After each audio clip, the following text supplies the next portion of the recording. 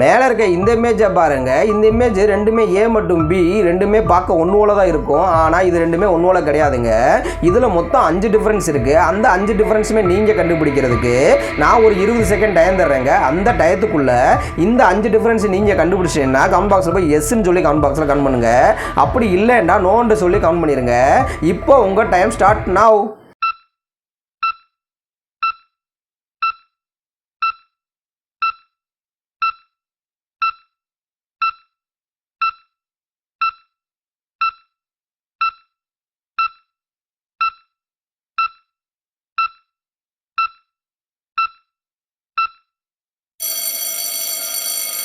Okay stop.